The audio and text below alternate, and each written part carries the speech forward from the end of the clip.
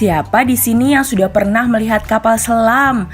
Kapal selam biasanya digunakan khusus untuk militer pada angkatan laut.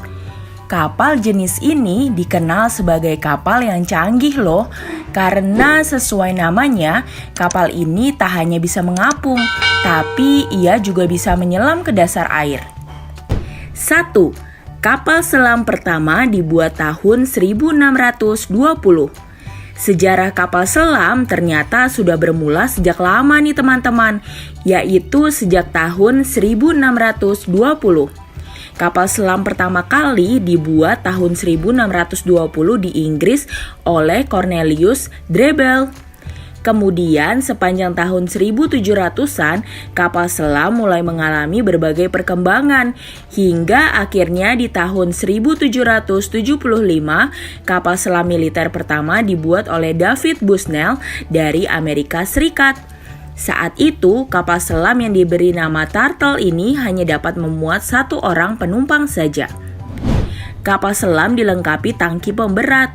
Perbedaan antara kapal selam dengan kapal lainnya adalah kapal selam bisa masuk ke dalam air.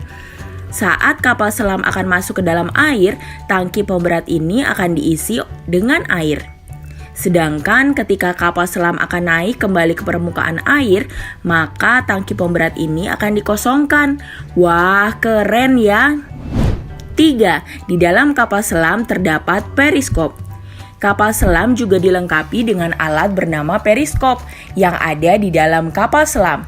Periskop adalah alat seperti teropong tinggi yang dilengkapi dengan kaca dan prisma.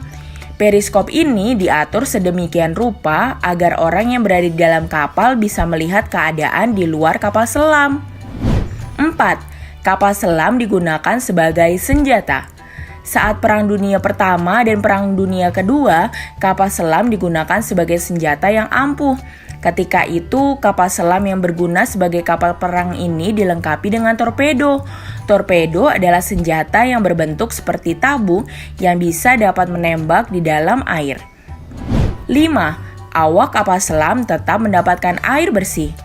Ketika berada di dalam kapal selam, awak kapal selam tetap bisa mendapatkan air bersih loh.